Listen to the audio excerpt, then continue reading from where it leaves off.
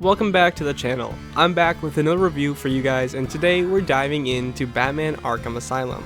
The Arkham series is honestly one of the best things ever created under the Batman name. These games follow the Dark Knight through a full trilogy, plus a little extra, taking us all around Arkham and beyond. Today we're starting at the beginning. I do own the original physical copy of Arkham Asylum, but for this video we're playing the PS4 remaster, which is called Return to Arkham Asylum. This version comes with upgraded textures, improved lighting, and if I remember right, I think it's all the DLC included. I'll be showing both versions so you can see the comparison for yourself. Alright, let's jump straight back into it and kick off the Batman series with the story. The Arkham games follow Batman, a guy who teaches criminal lessons by giving them lifelong injuries but never actually killing anyone. In Arkham Asylum, we're stuck on the island while Joker takes control, leading to a run of boss fights and encounters with Batman's biggest villains. I'm just covering the main story, not every single tiny moment, so if you want the full thing, go play it. It still holds up to this day and you should definitely check it out. The game opens with Batman dropping off Joker at Arkham, and Joker is way too happy about the whole situation. He escapes within minutes, taking over the asylum, and that's where the real game begins. From here, we deal with the Joker's goons who are constantly trying to take Batman out, and we run into Zsasz before he does anything horrible. Chasing Joker eventually introduces us to the Titan formula, basically the stuff that turns regular dudes into huge monsters, same thing Bane uses to get as wide as Sam Sulek. Before we go too far into that though, Scarecrow hits us with his first nightmare sequence, where you dodge the giant Scarecrow and shine the bat signal at him.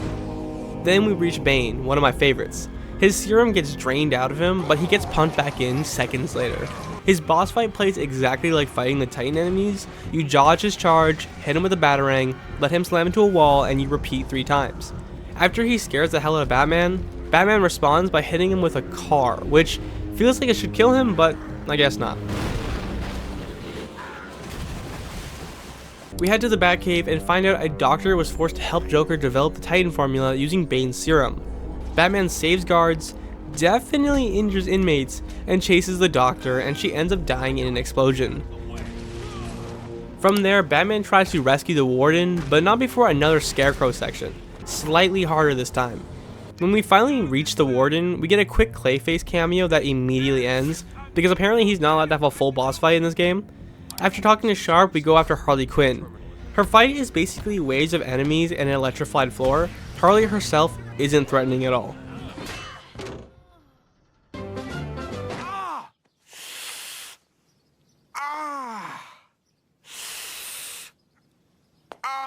Then comes a stretch of saving people and dealing with Joker's chaos, and after we annoy Poison Ivy, she covers the entire island in plant turrets, and honestly, these things are awful.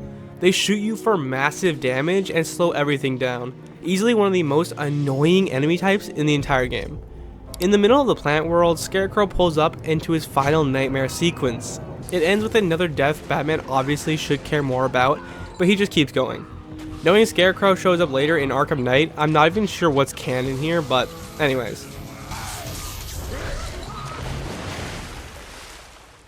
Anyway, looking for a cure for Titan leads us to Killer Croc.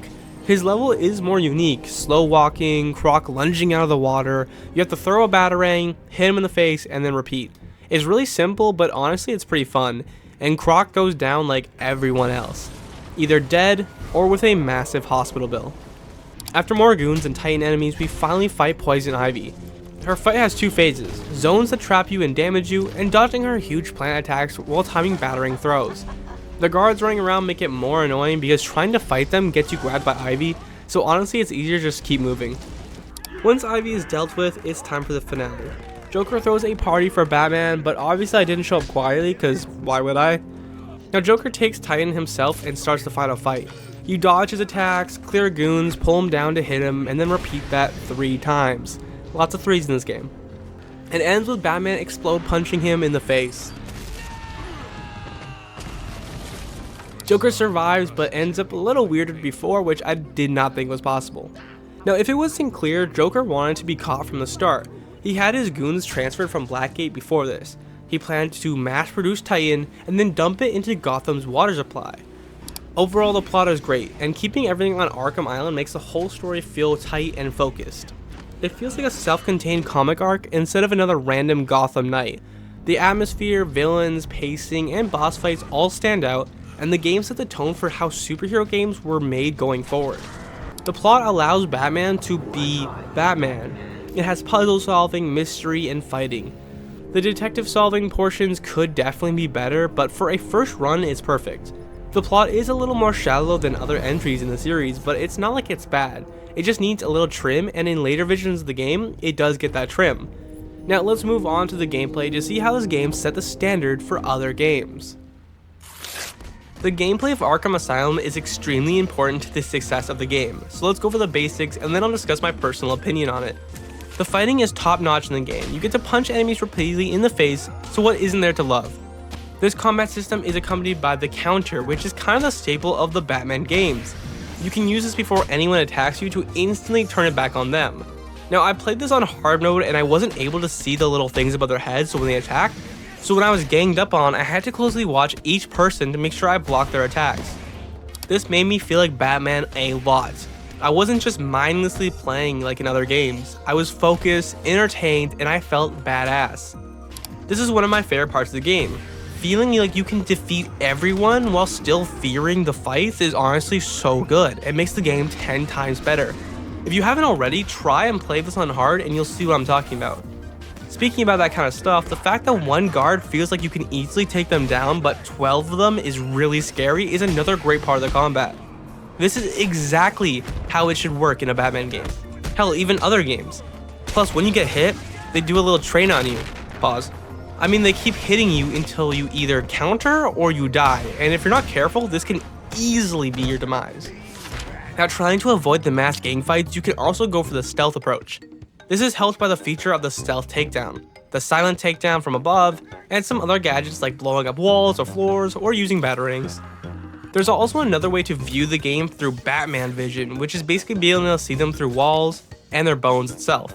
This is super helpful to see who has guns, where everyone is, and makes the stealth really good, but not perfect. Now, having hindsight from other games, and not just including the 3 other Arkham games, but also the Spider-Man games, the stealth in this game is lacking some tools like smoke bombs, tasers, or other devices to easily take down guards. As it stands, it's really awkward trying to sneakily crouch and move between gargoyles. Unlike in games like Spider-Man where you can kind of just make your own webs or make your own takedowns and it's just a lot easier, this game is kind of goofy when it comes to the stealth. Now the boss battles are all pretty unique and fun and pose their own challenges. Batman kind of looks weird, if that makes sense. I don't like his design in this one, it just looks a little off, but the voice is on point. Both my boy Kevin Conroy and the man himself Mark Hamill as the Joker did an amazing job in this game. All the character designs besides Batman are all really well done, and some of them are even the ones I think of when I talk about Batman. This game is amazing at what it does. It plays Batman in an amazing role. The whole environment is great and gritty, and overall the game does just an amazing job at selling the Batman theme.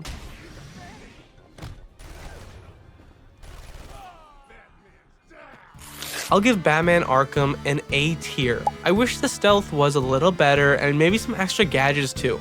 Other than that, this game was super fun to play. Thanks to everyone that commented, and if you want to be featured in the next video on Wednesday, comment down below and I'll see you guys in the next video. Peace.